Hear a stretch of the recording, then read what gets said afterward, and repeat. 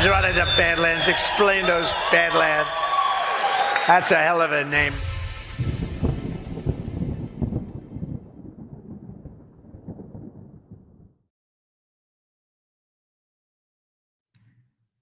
Greetings, everybody listening to today's episode of Breaking History.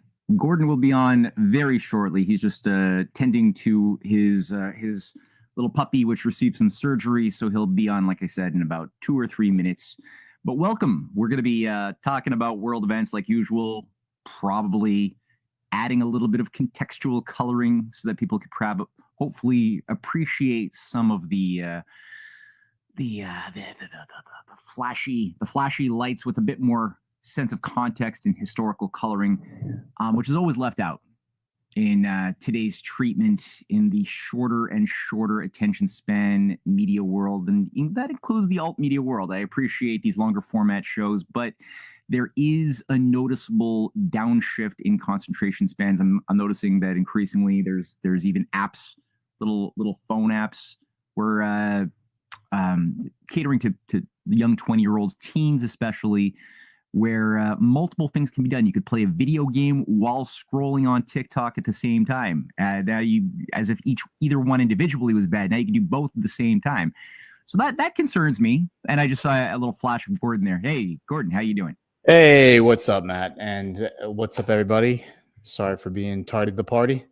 All's good. No, I just briefed him about your puppy with the surgery that you had to tend. Is he okay? Yeah, he's good. I just had to bring him inside, and I just have to be careful. You know, my backyard's muddy, so I always have to wash off the dog's feet. Does he have a cone hat? He does, but I'm not putting it on him right now because he's been really good about not licking the stitches. Oh, so good. He's been living with a cone for 3 weeks because he had a growth on his leg that had to come off, and he started chewing on it. So it was nasty. So we put the cone. I'm sorry I asked. Okay. Yeah.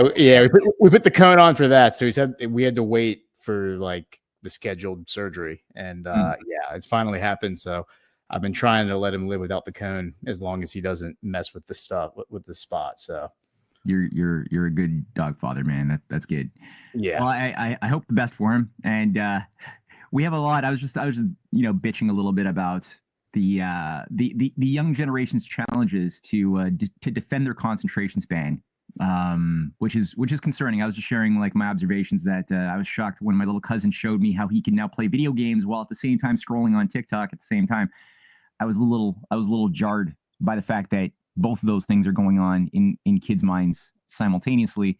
And so, the effort is always to really, really encourage people and figure out how to get to the younger crowd. It's something I'm really chewing on a lot. I know a lot of our listeners tend to have a little bit more experience under their belts. They remember an age that wasn't quite as nuts. Now, hopefully we're entering a healing process, God willing, inshallah. Hopefully that's what we're entering into. There's some evidence for that I think is good that we can go through. But it's going to take time. The recovery is not an easy thing, especially after we've self-mutilated our collective zeitgeist for so many decades. It's going to take work, especially with AI and all this other stuff that's really becoming a crutch for people's powers of cognition. Could be a good thing, but also could be a really bad thing if we use it poorly. So all that to say, I think these conversations that we have, I think, are very valuable to help hopefully inspire people to do the extra heavy lifting. But we got a lot to go through, and not a lot of time to go through it in as well. So I'm gonna ask you what you think is the most important thing. I know there's points on the Ukraine front, Europe front, Japan, China front regarding Taiwan. You got the Venezuela updates, some discussions with Trump and Lula as well that are interesting. I'd like to get your thoughts on as much of this as we can. However, before we do that, I'm going to read a couple of ads from today's sponsors, and then we'll jump into the main course. So, yeah, the first one is, I think it's Cancel Club. Let's do Cancel Club right now. But it says 15 seconds. Is that right? Is that a 15-second ad? No. That's weird. That's very weird. I'm going to do it. Go ahead and play it. Okay. A lot of people have been canceled this year, but that doesn't mean there's not room for a few more. Canceled Club, a party game where you try to get your friends canceled. Click the link below to get yours while supplies last. Click it!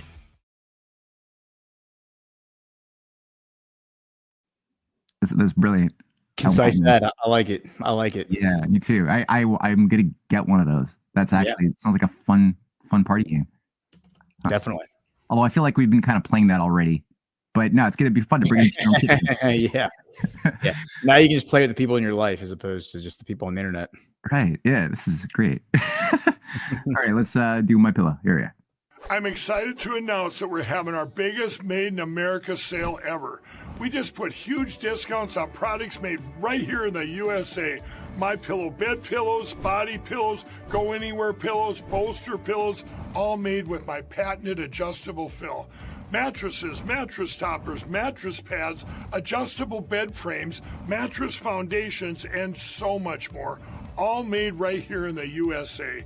And now we're expanding our USA products beyond just quality sleep. Like the cross I wear every day, now available in both men's and women's. We even have USA-made socks. And are you tired of being tired?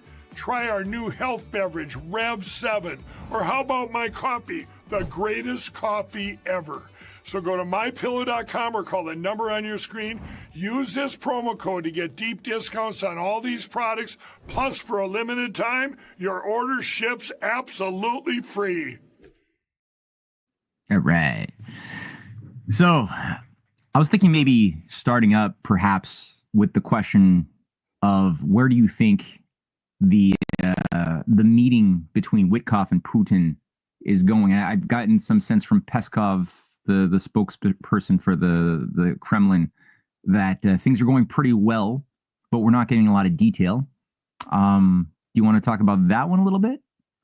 Yeah, I mean, when I look at, so my take on that whole situation is I think the peace deal between Russia and Ukraine is done. Like, I think that the U.S. and Putin have come to an agreement. The Europeans and the Ukrainians are not on board with that, but it's not their peace deal. It's the peace deal between the two sides that are actually fighting the war, which is the United States and Russia. So I think the military part of that has come to an agreement. Seems like it's kind of like one of those things where, like in the course of a chess match, there comes a point where both sides, if they're skilled enough, understand that the game's over, that one side is won and it's statistically impossible for the other side to win. But and then like in an official chess match, it's like sometimes one side will just retire, but a lot of times they'll just play out the match. Right. Yeah. And so I feel like that's where we are now, is that the actual kinetic fighting is just going to play out because it has to play out. Because there's momentum, right? The machine has motion behind it, so you can't just stop it as if you're in a video game or some abstract Euclidean world in your mind. There's a physical reality to the force of this thing that's been falling down the hill, running over people. It will continue to have momentum, but the idea is you're saying that the decision has already been made to provide the dampering now to pull it, to basically end it eventually. But I think it has an off ramp, and I think the off ramp comes to a head this month. That'd be my guess. Yeah. And again, if I thought it was two like earnest sides fighting one another over like a misunderstanding, and Trump comes in and fixes the misunderstanding, right, and helps them come to some sort of agreement, then the fighting can stop right now. But that's not what's happening. No. Happening here is you have a very nefarious element in Kiev. That's not just Ukrainian. It's CIA, it's Mossad, it's MI6, it's Five Eyes, it's the whole thing. It's the European Union. All of that, I think, needs to be dealt with. The worst thing that could happen right now would be to sign an actual ceasefire that goes into effect immediately, and all of those jackals are allowed to scamper off to their lairs and lick their wounds. Like, we want the jackals to come running out and finish this fight in their eyes against Putin, and Putin just to grind them all up into dust. You definitely need to have. Yeah, some examples definitely need to be made, and it appears as though that there's already more action happening on that front than I have seen hitherto in the last many years of this seemingly forever boondoggle in Ukraine. But now actually you do seem to have like raids, federal prosecutors raiding Zelensky's office, raiding the home of Yermak, his chief of staff. That's going on. You actually have prosecution. You have some of the most interesting scandals right now that are coming to light massively over graft regarding some of the highest level figures in Zelensky's government and what's his name? I forget. Timur Mindich, right? That just Timur Mindich, yeah, 2 weeks old now, but I mean it's still pretty relevant that this is being circulated into the public zeitgeist by mainstream media is even covering this for the first time. We've heard like corruption in Ukraine is not a new thing. We have Biden at the CFR on record, bragging about how he shut down, got the prosecutor general of Ukraine fired in 2015, or was it 2015, by threatening to withhold $1 billion of U.S. aid unless Burisma, which had his son on the board, was no longer investigated by the prosecutor for being a massively criminal enterprise. And so he got him fired and bragged about it. So the idea of, corruption in Ukraine is not new, but now we're actually seeing something being done about it. Yermak just resigned and he said he's going to go and fight on the front lines to avoid prosecution. I don't know if he's going to do that. He's going to go. Well, I think that means he's going to go disappear. Like whatever plans he's probably been preparing for this moment for years, right? Like the moment where he runs away. So wherever the rat hole is, he's going to go down the rat hole now and try to disappear and probably try to sell a story that he was killed in action and to stop looking for him, right? Right. Yeah. Like the level of graft, people need to realize this is like tens, if not hundreds of millions of dollars of billions is what Yermak is being accused of now is billions. That's one guy. One guy is being accused of stealing billions now. Right. So you don't do that if you don't have backup plans to have escape hatches in place.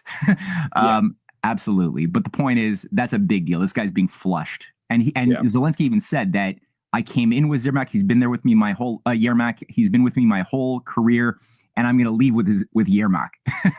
That was something he said like 5 years ago. And it's a prophetic, interesting set of choice words to use, especially now when the question is like, well, who's going to replace Zelensky? Are they going to have the elections? Seems like there's going to be some forcing of elections. Seems like there's going to be potentially some ceasefire, like you said.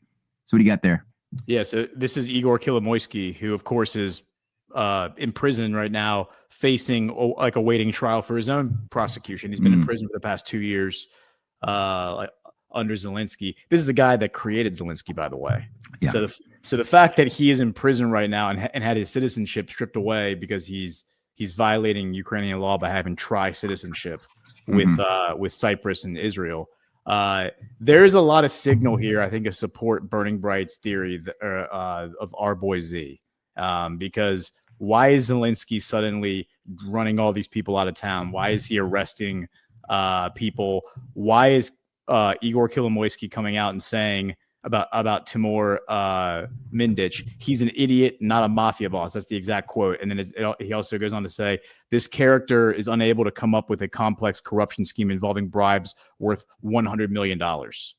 The businessman calls the defendant in the high-profile corruption case a real demon and describes his status within Zelensky's inner circle as follows: "Give it to me, bring it, comb it. What are millions of dollars?" In his opinion, the most Mindich can organize is vodka and shashlik. For the former Ukrainian president in his inner circle. Kolomoisky also commented sarcastically about Mindich's intellectual level, stating that he had not even gone to school. He believes that someone credited with being the Zelensky tunnel would not have been able to concoct such a complex corruption scheme. The oligarch is convinced that the fugitive ally, the leader of the Kiev the regime, is simply credited with the achievements of other more influential and high-ranking people. And this is where it's going to get really interesting, because Kolomoisky's kind of like signaling here. I mean, he said in there, like, I've seen this article, I think he came out and said a few days ago, this was 2 weeks ago, but I think he said a few days ago that it goes much deeper than Mindich. So you got to wonder, is Kolomoisky the one rolling on all these people? Is he the one giving some of the like intel that's leading to the culmination? Like, if he has provided the testimony that puts all these people in prison, then maybe now it's finally time to start rounding people up, and people are now resigning and running away. Colonel McGregor has been saying that he said this 2 weeks ago, that he thinks that like this is when the corruption stuff just kind of started to peak in Ukraine. He said he thinks all these people are going to run away to Israel. He thinks they're all going to flee to Israel. They all are Jewish, so they can certainly, if they haven't already claimed their citizenship, they will be able to claim it, and Israel will not extradite them for any war crime that they get charged with by Russia or the EU or NATO or whatever. I mean, whoever charges them with anything, Israel's not going to extradite them. So this is going to get really interesting. I really do think that we're going to see the Israel-Ukraine narrative fully merge. You're seeing signs of that with Turkey. We've seen over the past 10 days a number of ships have been attacked in the Turkish waterways, moving between the Mediterranean Sea and the Black Sea. First, it was 2 Gambian flagged ships, like ships from Africa with Greek names. I think yesterday or the day before yesterday, maybe a few days ago, it was a Russian flag ship. So it's ships that are being attacked while they're technically under the protection of Turkey.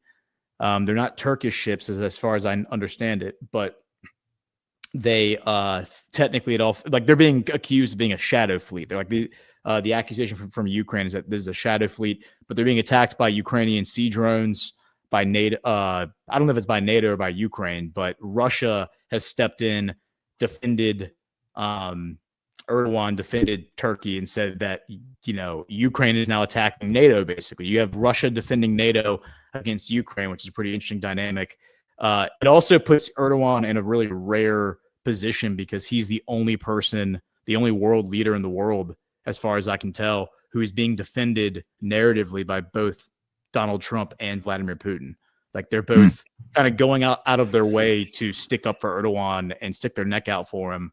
And that's interesting to me because Turkey, I think, is the enigma in all of this because it's obviously a Muslim country. It's obviously being framed up by the media as a problem and not something that we can rely on in the West because it depends on which outlet you read. If you're reading Laura Loomer, it's because of their ties to the Muslim Brotherhood. If you're reading CNN, it's because of the loyalty to Donald Trump and Vladimir Putin. So it depends on what brand of slop you're consuming from the MSM, but they will pitch you one way or the other that Erdogan is evil, Turkey is bad, and yet Turkey is now becoming the critical key turd in the punch bowl, for lack of a better word, in the Middle East because we've talked about the whole Gaza thing. Now Syria is coming to a head.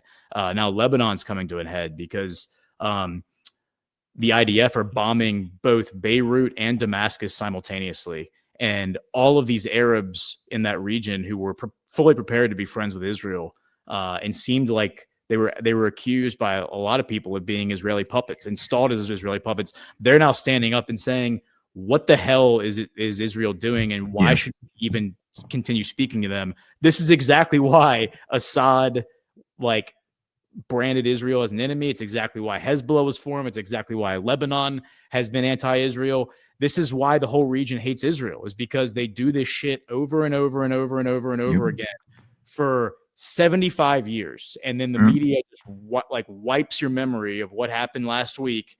And the people who live there, of course, don't forget because they're living it. And then they're all branded as terrorists. They're all presented to us as the problem, when really the problem is just Israeli culture and this idea of supremacy. It's a supremacy movement, like Jewish supremacy. That's also, by the way, why I think Venezuela is happening. I think if you saw that thing with Milei in Argentina, the Isaac Accords, like what the hell is that? I mean, yeah, that was I didn't even know that was a thing. The Latin American version of the Abraham Accords or something. But that was weird. And so so how is this playing out in your mind? Like, what is Malay's and the broader, neocon, I guess you could say third generation Nazis? Because I mean, that's the thing, like a big chunk of the culture, the sick culture of the deep state networks inside of Latin American countries have a lot to do with the fact that the CIA, MI6, and everything brought in their occult Nazi agencies into Latin America after World War II, didn't punish any of them. I suspect Hitler even continued to live probably till the 60s. Personally, that's where I'm at now. Yeah, me too. Yeah. But so you've got this, and knowing what we know about the Zionist Nazi collusion back in the 30s and onward, there was a very different story about how those two realms interface together, which would explain a lot about why there's a certain mystique amongst the Azovs, these hardcore, third generation, fourth generation Nazi romanticists in play today, and their more hardcore IDF counterparts that seem to have some strange collusion as well. There's so we got these data points that are of interest, but then you got things like Milei, who, he came to power on a populist narrative. And then the second he's in play, he puts on the kippah, goes, bashes his head on the Wailing Wall, and all of a sudden, completely, creates an Israel first program for Argentina. And he's not alone. There's others throughout Latin America with a similar bent. And then you got Maduro, and then you got the president of Colombia. You got others who are of a completely different paradigm, who seem to have an alliance and orientation towards working with Russia, working with China. And they're the ones who, at least in the rhetoric that we're hearing, seem to be targeted for regime change, for other things. Lula in Brazil has received a lot of flack by the U.S. Conservative propaganda outlets as being an evil guy. So what's going on here? Where are we at? How do you cut through this stuff? Okay, so look at this. This is from yesterday. Yeah. Former Honduran president released from U.S. prison after a Trump pardon. Okay, so this is Juan Orlando Hernandez, okay, who I believe was in office from 2014 till 2022, the president of Honduras. And what he became known for is specifically under the first Trump administration, 2017 to 2020, the most aggressive leader in Honduran history of arresting cartel members and extraditing them to the United States. And so thousands of cartel members this guy arrested and extradited, the important ones, to the United States to be prosecuted. And then in 2022 was driven out of office through a color revolution, was accused of cocaine trafficking and being involved in the cartels by the U.S. government under Biden, was arrested, extradited, and put in prison by the Biden administration. For the crime, of course, was that he actually went after the real bad guys. He went after the real cartel and was putting them in prison, and not only putting them in prison, but sending them to the United States to be prosecuted by the U.S. government. Okay. Wow. I didn't know about him. That's cool. Yeah. And so this guy was pardoned by Trump because Trump said this is bullshit, obviously, that this was all a bunch of he was so there's a picture of him being, of course, with the masks on, being sent to the United States to face, it says right here, to face trial on drug trafficking and arms possession charges. I mean, after he was working with the DEA to go after the cartels for years and years and years. Now, funny enough, that's also what Maduro was doing. Alex Saab was the name of the representative that Maduro sent to the United States first, actually, in 2016, before Trump even came into office. He met with the DEA. And then in 2018, under Trump, he became a formal informant for the DEA and remained that for 3 years. And was just informing on all the cartels, informing on all the corruption in the Venezuelan government. And then when Trump leaves office, well, actually, before Trump leaves office, Alex Saab is arrested in Cape Verde in Africa. He's extradited at the very end of Trump's term, when all this other stuff is happening the last few months. He's extradited back to the United States to face money laundering charges or whatever. And of course, he was being prosecuted by the deep state, by the bad guys, because they knew that he was informing on them to the Trump administration. He then gets pardoned by Biden, actually, in 2023, sent back to Colombia as part of a prisoner swap exchange. Some of these guys, along with Alex Saab, were sent back to Venezuela. And then 10 of Maria Corina Machado's friends, including some former special forces guys who were grabbed on the beaches of Venezuela trying to overthrow the government. That's neither here nor there. Sent back to the United States in a prisoner swap. Alex Saab, of course, totally exonerated by Maduro, and then plugged back into the government as the Minister of Industry. This was October of last year. Just to put a point, like to prove, and this is all like out in the open. Articles written about this, Reuters writing about this, about how like this guy was informing on for the U.S. government. He was an official informant. This came out during his trial, like under the Biden administration. His lawyer argued he was doing all this with the blessing of Nicolas Maduro, with the blessing of the Venezuelan government. Yeah. Nicolas Maduro sent him up there to do this, to inform on the cartels. So this is the proof of this wackadoo theory that I've been presenting for a while now. Here's the proof that the template actually exists, that this Honduran president was doing the exact same thing. He was thrown in prison by the Biden regime and then pardoned by Trump and released. I think this is exactly what's happening with Maduro. I think it's exactly what's happening with Gustavo Petro in Colombia. And then how Israel and Milei tie into it is that Gustavo Petro and Nicolas Maduro are the two most anti-Israel world leaders out there, like certainly outside of the direct Middle East, the direct like neighborhood of Israel. And they've gotten, I think they've kind of become like the tip of the spear in this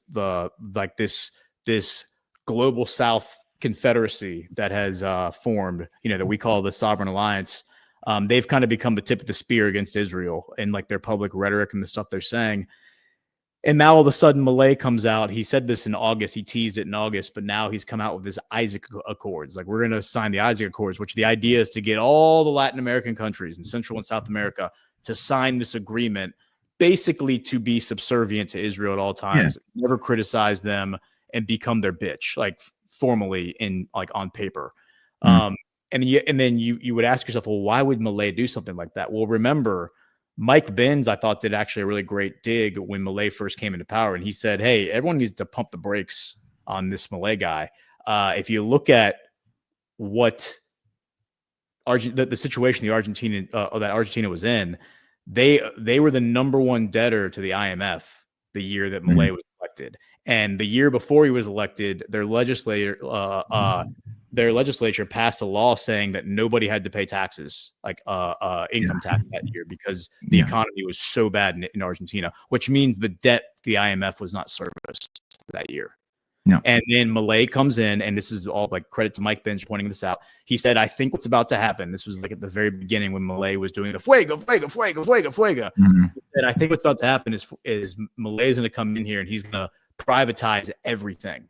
And then you're going to have the IMF come in and basically just buy everything up. And this is the repo man coming to collect the car because you weren't paying the car payments. No, I know.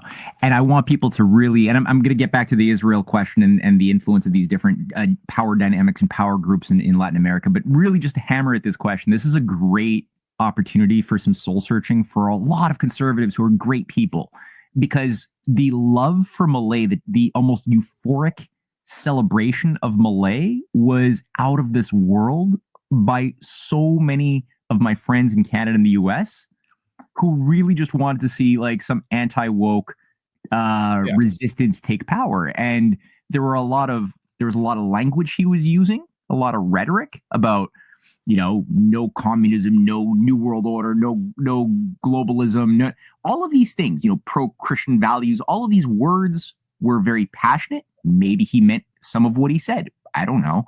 But the point is, there was never substance. He was always an agency for doing exactly what he always said he was going to do as an Austrian school radical liberal ideologically. That's his religion, is this world, this commitment to a world that he thinks exists, which doesn't exist, where the bad guys are the state.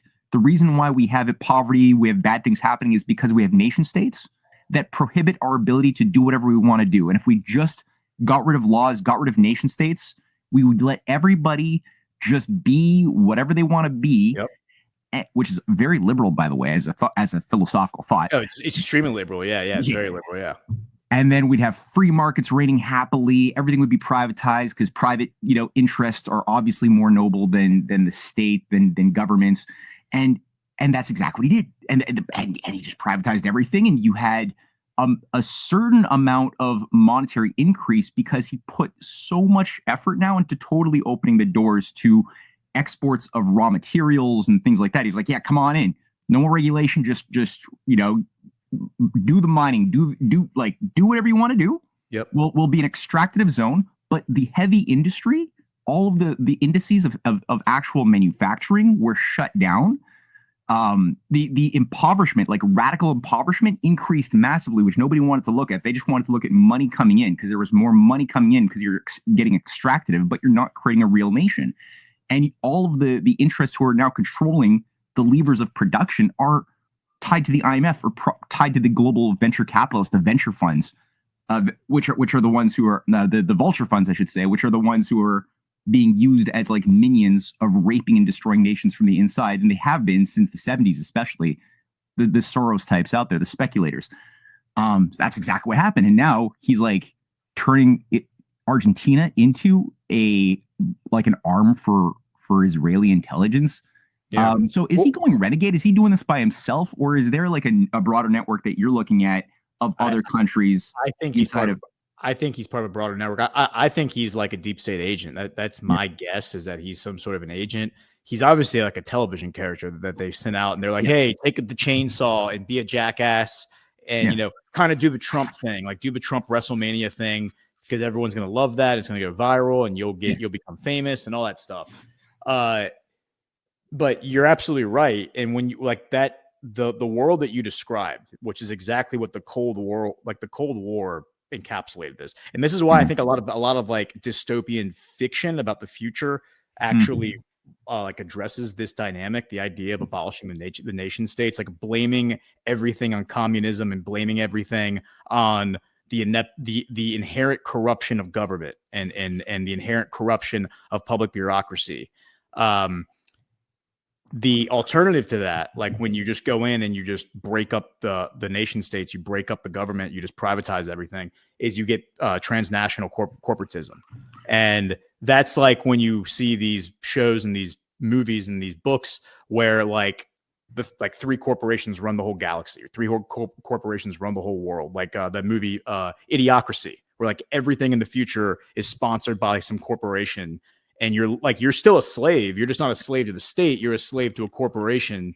So instead of BlackRock controlling your politicians in order to control your life, they just control your life because they're now your landlord, your banker, your grocer, everything. Yeah.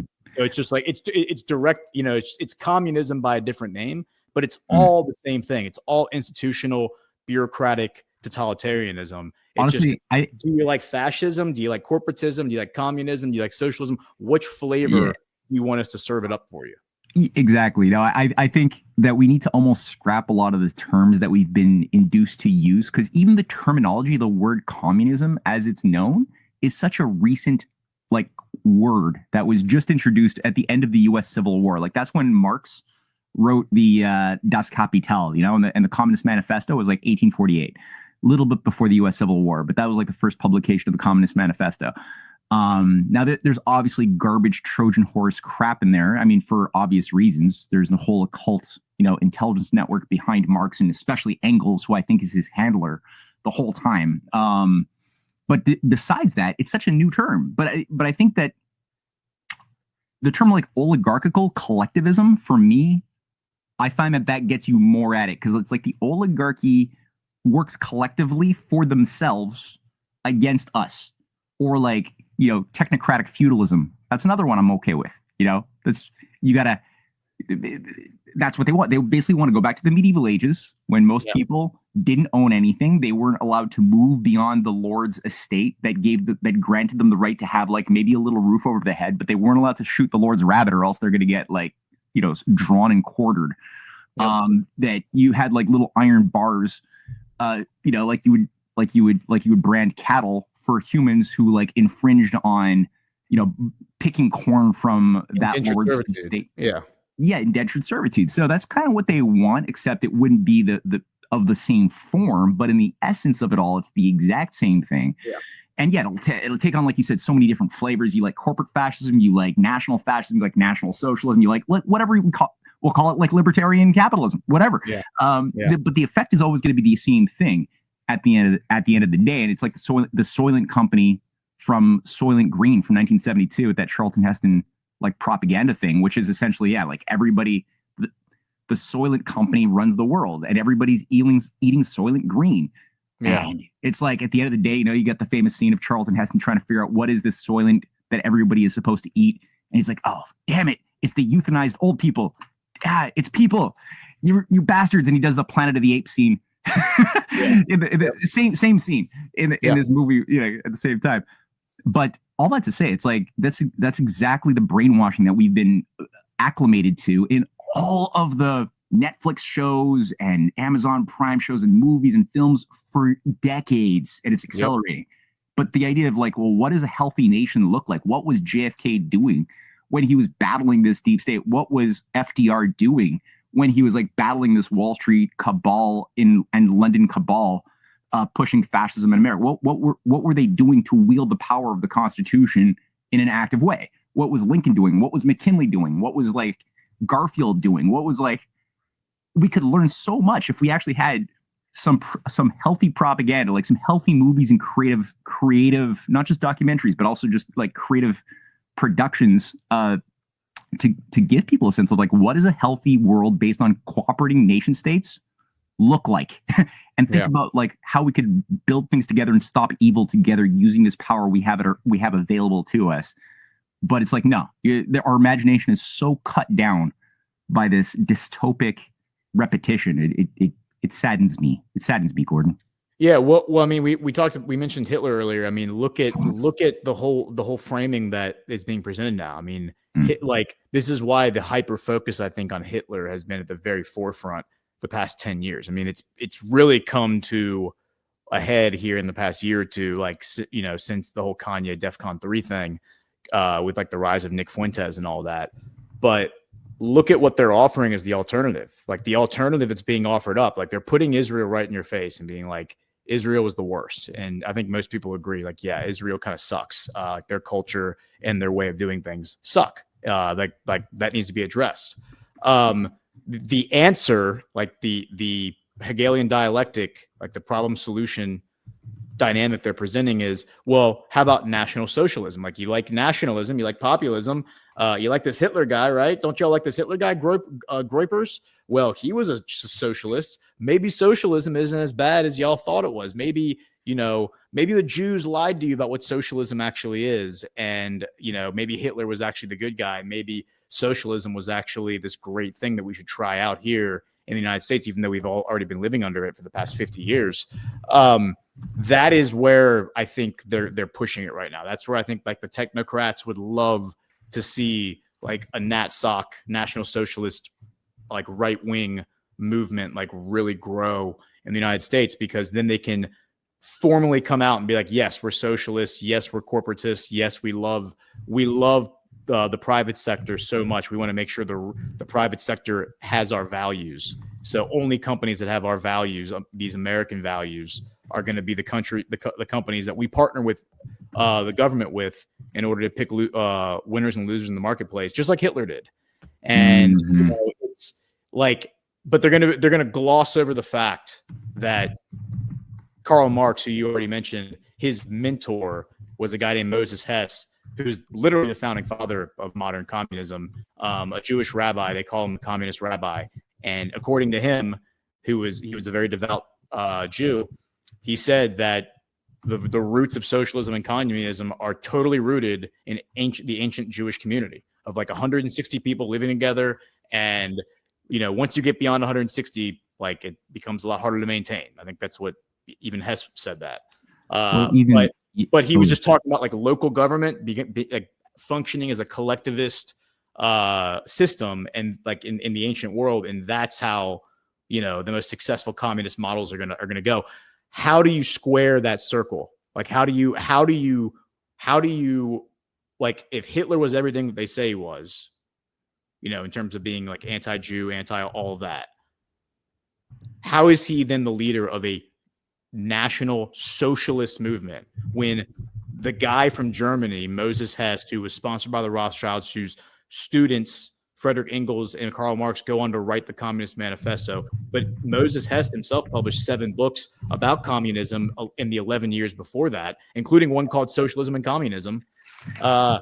Like, how does Hitler become the leader of a movement called National Socialism when he also claims to hate the people who came up with the concept of socialism in the first place. The irony is so It's powerful. yeah. I know. It's like right there. It's right there. So what I was noticing, my wife is doing this work, and thank you for that person who pointed out that I was on the wrong microphone. I appreciate that. Now I'm on the right microphone, but I couldn't tell a difference. Yeah, it periodically just switches itself on its own. I don't know what to do, but anyway, I'll just try to be more careful.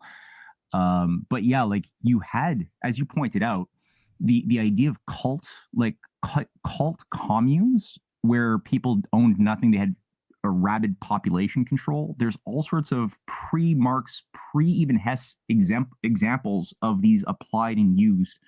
A lot of it seems to have taken off in a big way, like you said, in the medieval ages, with a lot of these, like the medieval ages were a big period of change in a bad way. Like that's when feudalism was brought into England with the Norman invasion. That's why there was feudalism brought into England, was the Norman invasion. The Norman were the Northmen, like we've talked about. The Northmen were also being used as kind of like ISIS proxies are used today to destroy nations who are not going along with a type of agenda which the high priesthood would prefer be the norm for global controls. So, you had the same year as that was happening in England. You had also in Sicily, in Italy, the Norman invasion happening there too from France. France was the beachhead of the Northmen, of these Viking pagan killers who were, again, just used to rape, pillage, and then be used. Eventually, a lot of these key figures who were high-vetted occultists were then brought in to create things like the Templars. This later on becomes the Jesuits in one of its incarnations later on. But they take total control of banking, and they start applying systems of cult creation. So what do you have going on in Venice, which is like a Templar Malta stronghold during this time, is you have the creation of the first Talmud, like the first printed Talmud, as it's known. Before that, the Talmuds were like written down by scribes. Mm-hmm. And then with the Gutenberg printing press, and Venice has a monopoly, like 80% of the printing press power of the world in like 1500 is run by Venice. Venice, as we've talked about, is a major global imperial cult control center of the world for centuries. They're running the Crusades. They're financing all sides. The Templars have that as their stronghold, or they're used by the Templars as well as England. As major strongholds of global power, and Genoa. But all that to say, they're controlling the printing press. So like, what the hell is up with these like Babylonian Talmuds that all of a sudden Venice is so obsessed with printing? And everybody should know, like, Trump recently made the point attacking the Shylocks out there, right? This is what the Shylock idea that's the character from Shakespeare's Merchant of Venice. That's the sociopathic banker who wants his pound of flesh. Because, anyway, that's a whole story. But Shakespeare is showcasing the evil of how the Hofjuden, how the court Jew was used as an asset of the higher oligarchy throughout the Middle Ages. They would reward the most sociopathic of those particular wannabe members of the higher club who would be like willing to be the higher servants, the house slaves of the empire. And they would let them control massive banking and say that, okay, you're going to be the ones who do usury. You're going to be the ones who do the speculative warfare. We'll grant you all of this power. But at the same time, they're also creating like the foundations of what is Kabbalism. Venice is printing the Zohar that is somehow gotten by Templars from the Holy Land as these scrolls. And now all of a sudden the Zohar creates the foundation on like how to think about Kabbalah. That's being printed in like the 12th century. Again, Templars are bringing that up. It's being printed in Venice. They're printing they're redefining what Judaism means based on the cooperation that they have of the Hofjuden that they've been using as their sort of like battering rams against nation states and against people to keep feudalism forever and keep the wars forever going of the Crusades. But they're also promoting things like Sabbateanism, which is also like spinning off later on, or Frankism first. As like these weird synthetic cults that have like little communes as well, like you said, of people who are like waiting for the Messiah. They think that these antichrist-like figures like Jacob Frank or Sabotage Zevi are like the new Messiah that'll render the Old Testament irrelevant because, now we're going to just like go with the heart. But the heart in their mind is like, do the opposite. Like, just do whatever you want to do. Be the beast, right? Like, You say you shouldn't eat pork. It says you shouldn't like have sex with your daughter, have sex with your daughter. All of a sudden, like it becomes the opposite game, is somehow a way to achieve virtue and satisfy I don't know, God's will in some weird backflippy logic. And this then contaminates so much of the worst of the I mean, a lot of Jews are not for this. They're repulsed by this, but this creates like something very useful for the management of the empire for the next several hundred years. And again, how this ties into like what Hess is a part of, what these different sects, these communalist sects, they're all over the USA in like the 1750s, 1740s, even in the 1730s in Rhode Island and Providence and stuff. You have these weird proto-communist sects that are doing witchcraftery and covens and stuff. Like they're doing these things as well. So it's not like this just emerged with like Reverend Moon in the 70s and like Jim Jones in the 70s. That's just like a more recent incarnation of like, and like the yeshivas that are also kind of weird. A lot of them get really weird when you hear the descriptions of how these, you know, Middle Eastern yeshivas are set up. Not to say that they're all like this, but there's like some really weird stories that come out of them. But this has been going on for a while, and I think what they're trying to do is like use these as little laboratories to create something that will eventually be the foundation for what they want to be as the new global norm for everybody. But they have to like do trial and errors and stuff and see what works, what doesn't work at different, you know, times and places. But it's super sick stuff. Yeah, and again, like, so you asked like where am I looking right now? Well, I mean, I'm looking at the Russia-Ukraine thing. I have the most confidence in just that being resolved. The meeting that happened yesterday was a meeting. If you look at the picture of the meeting, the video of the meeting, it's Scott Bessent and Vladimir Putin on one side of the table with a translator, and then Steve Witkoff and Jared Kushner on the other side of the table with a translator. If anything, they're discussing like economic exchange there. They're like cutting a trade deal. They're not negotiating the end of a war. The war, I think, has already been negotiated. And I think the negotiation is simple. The Russian military is going to continue grinding whatever that element is in Kiev, is going to grind that thing up until it's swallowed whole. And I think the network is, you know, people are probably going to run away. They're going to flee. They're going to go to Israel. They're going to, you know, go to New York. They're going to go wherever. They're going to scatter. I think that the narrative is going to follow all those people wherever they go. If they go back to Israel, it's going to follow them home to Israel. If they go to New York, same thing. Belgium, same thing. But I'm looking at all these other parts of the world. Africa is still on fire in a lot of ways and getting worse. But that's a kinetic conflict fighting for control of the resources. Venezuela, I think that's happening to an extent. I think there is a control of resources element there, but I also think that it's a political thing as well, because this is a growing movement that's happening, I think, across Central and South America. Here's a interesting article from yesterday. You have right here, Colombia. This is published 2 days ago. Colombia expels 9 members of the Lev Tahor sect and handed over the 17 rescued minors to U.S. authorities. And so I reported on this group a year ago. They were kicked out of, you know, dozens of them, if not hundreds of them, were kicked out of Guatemala, arrested, extradited from Guatemala to New York. This is like a hyper radical, like Jewish sect. They look like when you looked at them, you would think they were like Sharia Muslims. Like, look at, this is the way their women are all dressed. They wear the black right. coverings and all that. The men wear their beards long with, you know, long flowing robes. But these people are also like prolific child traffickers. Like, they're known for that. They're known for child trafficking. And this was all apparently triggered. If you read the article, it was triggered by U.S. authorities. It was the U.S. authorities who came to Colombia, it sounds like, and said, hey, we need these people. There's 5 minors specifically. It says the intervention of the Colombian authorities was triggered after Interpol issued a yellow circular related to 5 of the minors who had been reported at risk due to the loss of legal custody in the United States. So the U.S. informs Interpol about these 5 kids. Interpol then informs Colombia. And then Colombia's like, all right, well, we'll go pick them up. And they went and picked them up and sent them back to the U.S. At the same time, like you have, here's the number one story on this site. This is obviously like a Central American, whatever, news site. Number one story is Trump confirmed that he spoke with Maduro, and Petro, that's the Colombian president, reacted, quote, the only viable way out is for Venezuelans to dialogue with each other. The Colombian president assured that any external interference in Venezuela could entangle a situation that like could make the situation worse. Yep.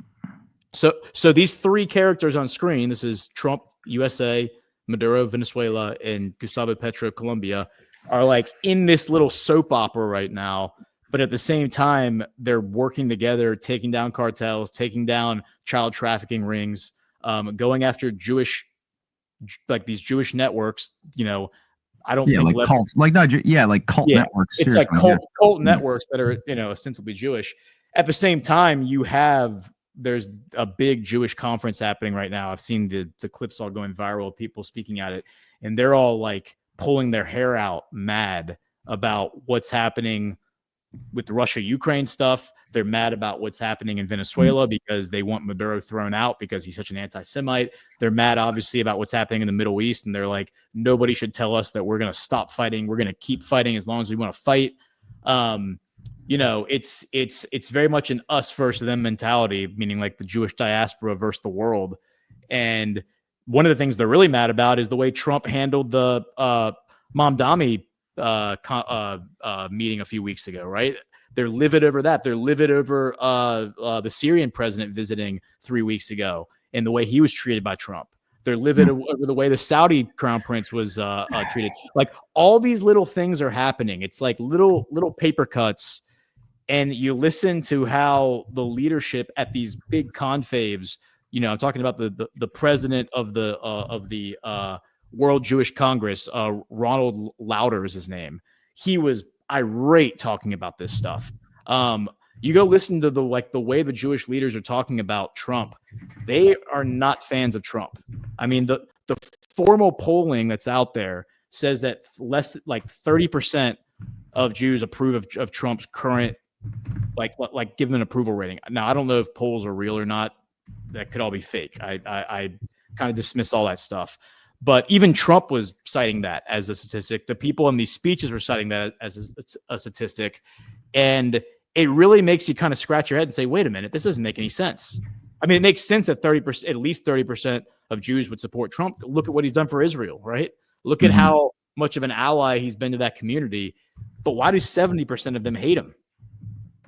You know, and it like when you start pulling on that thread and trying to answer that question, you get to the point of realizing that this massive wave of arrests against these asset management executives, a lot of those assets, those mineral rights that like were tied to the Israeli diaspora, like the Jewish diaspora, a lot of like in places like the DR Congo, in places like Venezuela, in places like Western Africa. So when these executives are taken down and arrested, and many of them have been over the past 6 or 7 years, and then in their place, you're getting these massive trade deals that are being announced, which I doubt these trade deals could even happen without the blessing of whoever holds these mineral rights licenses, right? I mean, unless the guy who actually controls the rights to the oil or the gold or the silver or the rare earth, unless he's actually on board with whatever these two countries are negotiating, you don't really have a deal. And suddenly the people who were controlling all those licenses are being thrown in prison for their corruption. And that's all thanks to, of course, Nicolas Maduro and the trove of evidence that he submitted to both the U.S. courts, but the European courts as well in March 2018. So again, I see all this stuff as connected. I think it's all very positive. I'm very encouraged by how things are playing out. I think the Russia-Ukraine thing has already been resolved. I think they're just refining the fine points and working on the trade deals that are going to be announced once Trump and Putin have their moment, together of reconciliation. So, that's where I currently am. No, that's good. I think you've presented a lot of very valuable points of evidence to bring to court that I think are good, that should give us a lot to hold on to and a lot of hope to have. And as you pointed out, people freak out, they piss their pants when they hear of, like U.S. military ships being sent to the coast of Venezuela and the Caribbean and all of this belligerent language. And then all of a sudden, you got a Maduro getting on the phone with Trump and they get along great or something like that, that completely shifts what you thought was the trajectory. And similar things happen on the Russia front. The U.S. is all of a sudden saying bad things about Putin. Trump is saying bad things about Putin. Offering to even provide more military support, more even potentially long-range missiles. And then all of a sudden you got Witkoff being sent over to arrange, back channel peace deals, which seem to be very, very favorable by the Russians, or treated very, very, very positively by the Russians. Same thing for China. I mean, the China one, I'm still really the most nervous about what's going on in the Pacific front, in the Pacific theater, just by virtue of the momentum and insanity around the issue of Japan and Taiwan. That makes me nervous. But the same measure, there's a reason to hope. Putin, Trump and Xi had a phone call a week and a half ago. Seemed to have gone pretty well. And even in the phone call, there was an invitation for Trump to go to Beijing, for Xi to come up to the U.S. Hopefully that's not sabotaged. Like, the first time when Trump met with Xi at Mar-a-Lago in his first term, that was like the same moment midway through the meeting that all of a sudden you have strikes or some devastating attack on Syria that's blamed on the Syrian government killing its own people, that derails a lot of the positive conversation that was supposed to happen. Hopefully, again, the saboteurs are put at bay, but there is good reason to be hopeful overall. And so for that, I appreciate it. We got a few minutes left. Do we want to quickly scan through to see if there was any? I know somebody donated like $20, which is always highly appreciated when that happens. Let's read some rants and some boosts. And somebody pointed out in my chat the other day, and I thought this is a great point. The ships coming to the Caribbean, they're leaving the Middle East, they're leaving the Mediterranean. And one of the things that's being discussed at this Jewish conference right now is, I've heard a number of these speakers, and these are like people whose names most of you would recognize. These are public figures. They're calling for a demand, and this is also in the Israeli media as well, a mandate. Like, they want Netanyahu to go, because Trump has invited Netanyahu to come back before the end of the year and visit him for a fifth time this year at the White House. And they're all saying, you need to go, do not leave that White House without getting a mandate from Trump to start a war with either Iran or Iraq. That's what they're saying. And they're saying that we need to go fight these militias that Iran is backing in Iraq, or maybe Lebanon. We would settle for Lebanon if we can't get Iran. But that's what they're asking for right now. And at the same time, these ships have all just left that area and have gone to the Caribbean. And if Trump and Maduro are actually on good terms, and Trump said nothing's probably going to happen. Like, you're assuming all this stuff. Yeah, he said, don't read into it. Yeah. It's he said the other day during his cabinet meeting, he said, we're actually going to start striking any country that is trafficking drugs and humans. We're going to so if you're doing this in any country, we're going to come strike you. What if that just starts happening? What if the U.S. military just starts taking out these traffickers all over the world? And Trump's like, you thought it was Venezuela? We're going after the whole world. Anyone who's doing this stuff is our enemy. I think a lot of people would probably applaud that. And if Venezuela is like the template that got the neocons all hot and bothered about it in a positive way, because they thought they were getting their Banana Republic coup again. That's just smart game theory. Mm-hmm. Mm-hmm. All right, so let's see rants. We have Rayleia. I hope I'm saying that right. $20. Thank you so much. Just sending some appreciation for you both. Rayleia. I hope I'm saying that right. I appreciate that. Donnie Double, $10. Truly a brain stimulating stream. Thanks, Donnie. Appreciate you. Thanks for being here.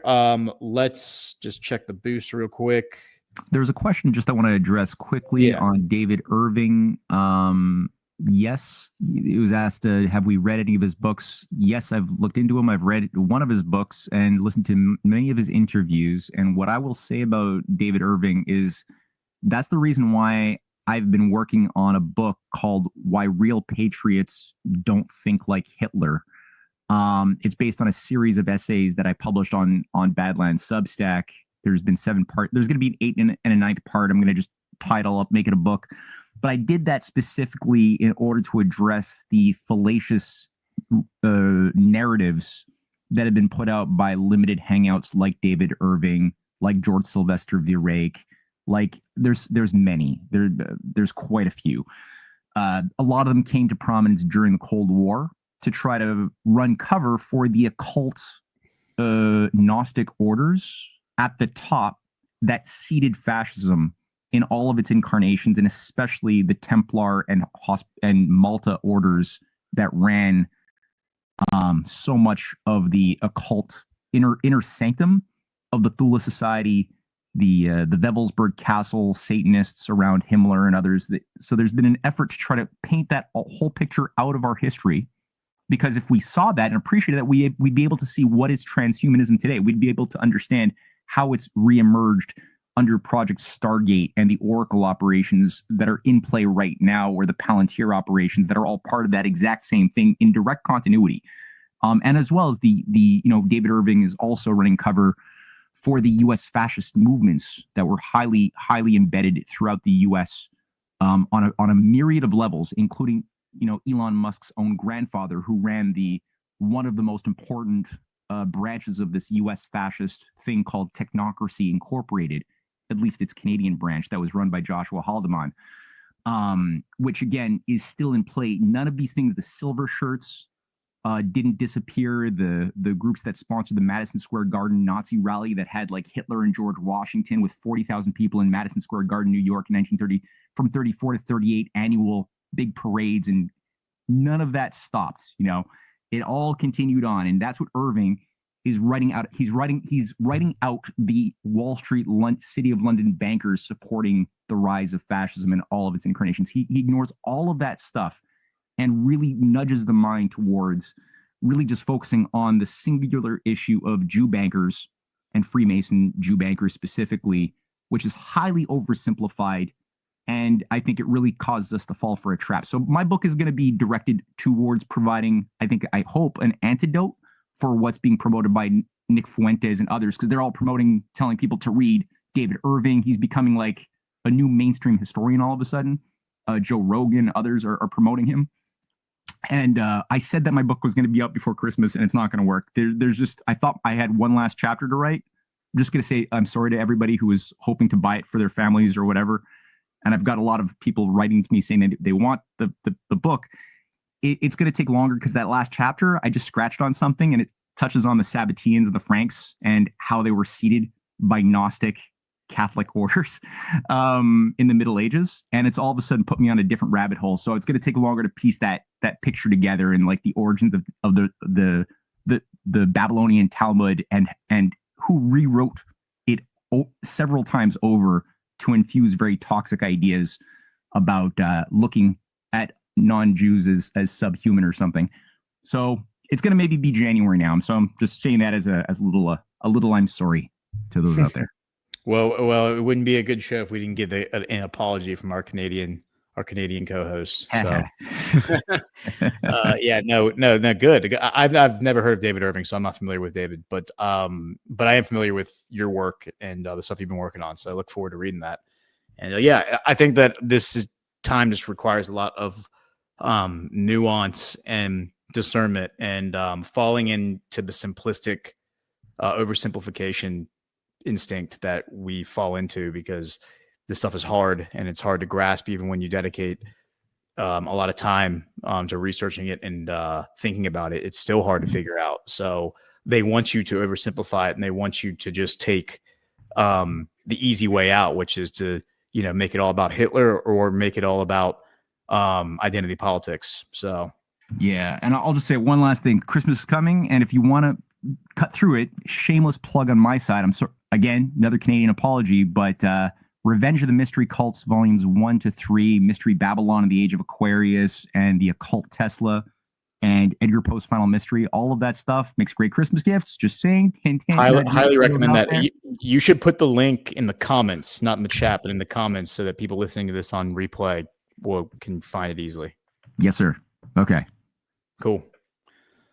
All right, guys. All right, man. Well, we will see y'all next week. Yep. All right. Bye.